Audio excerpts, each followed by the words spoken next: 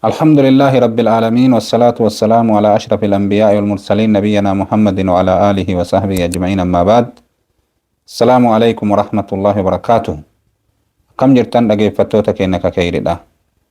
الحمد لله فارون كإساتي جتشا أكما بيك موسينا خالد بن وليد رضي الله عنه إيقال تره دوبا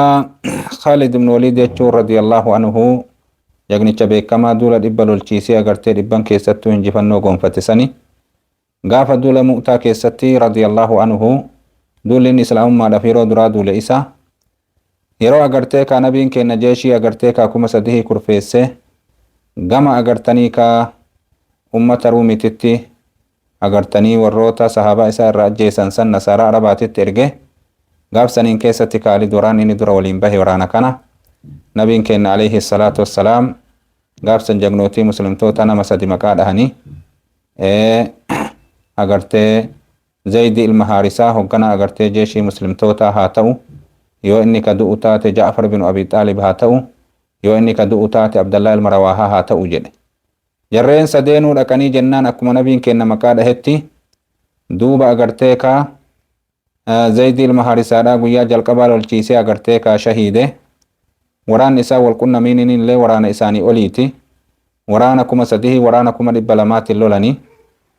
waan wal fakkaatu miti waan agartee ka walitti deematii miti akka humnaatti yoo laalan jechuu rabbuma isaanii gargaare malee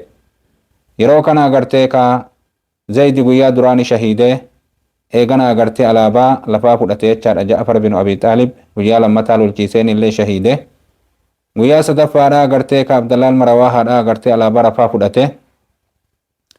guyyaa sadaffaan lolchiise afraffaan lolchiise shanaffaan lolchiise jahaffaan lolchiise innillee wareegame eegasanii alaabaa namni agartee alaabaa lafaa fuudhu ni dhabame yeroo kana agartee sahaabdichi tokko alaabaa lafaa fuudhee hogganaa godhadhaa jedhee hogganaa eegasanii Khaalid godhatanii Khaalid waraana wal jala jijjiiree ka bitaa jiru mirgat deebisee ka mirga jiru bitat deebisee ka dura jiru duubat deebisee ka duraa booddat deebisee akka kana waraana bakkitee agartee dur inni beekurraa wal jijjiirsisee ammallee nama 200 agartee fageessee raasaa keessa qubsiise ganama wayita waraanni agartee walitti gadi bobba'u akka nama humna haarawaa kaachii dhufuutitti awwaara fuudhaatii biyyee samii keessa facaasaa koottaa jedheen duuba akka agartee namni raasarraa laalu waraana humna agartee guddaatu duyda duuba dhufaa jira jedhee seehu akka sanitti agartee ka onne isaanii keessa sodaa uumnaa jedhee akka kana sodaa keessatti uumee yeroo takkatti duraan Allahu Akbar jedhu jim jedhaa itti duudaati achi booda keessaa dachaa jedhe Allahu Akbarii dura Allahu Akbar jedhe akkasanii waraanni itti duudee eegana taraa lammataa keessaa deebi'anii takkatti itti duudan sanii miidhaa guddaa irra geessan ummanni ruumii duyda duuba jalaa dheessee jalan deeminaa jedheen Khaalid waraana gaara lamaan jidduu qubsiisee akkasanitti agartee tooftaa kana dalagee amma agartee humna haarawaa achii dhufaa jiru sanii waliin nutti gabbaa'e osoo jarri jettu inni shul jedhee agartee waraana fudhatee nama haganaatiin loluu munaasabaa miti jedhee waraana san guuree gara Madiinatti qaceelee nabiin kenna alayhi salaatu wassalaam waahiidhaan beeksifamee hogganaan muslimtoota agartee du'e jedhe duuba agartanii ka jalqabaallee irraa dubbate duuba Zayd ilma Haarisaallee agartee wareegamee jira akkasuma agartee Ja'farii ilma Abbaa Xaalibillee wareegamee jira akkasuma duuba Abdallah ilma Rawaahallee wareegamee jira jagnichi agartee beekamaan sayfu min suyuufillaahi jedhaniin jeeshii hagaafee qabatee dhufaa jira jedhe nabiin alayhi salaatu wassalaam guyyaan Khaalidiif maqaan agartee sayfu min suyuufillaah jechaan isaa kenname guyyaa kana jechaa nabiin kenna maqaa kanaan isa yaame achirraa maqaa kanaan moggaafame jechaadha Khaalid ibn Waliid yoo jedhan jagnicha akka kanaan beekamuu ka tooftaadhaan agartee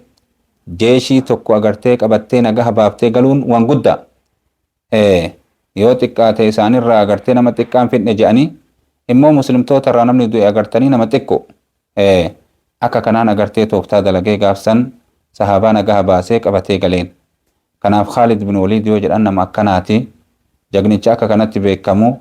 ka tooftaa rabbiin subhaanahu wa ta'aala harka isaa keessa kaa'e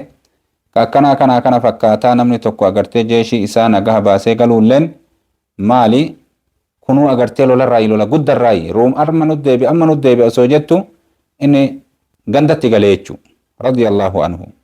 kana fakkaataa haga sagantaa biraatii walitti deebinutti assalaamu alaykum warahmatullaahi wabarakaatuh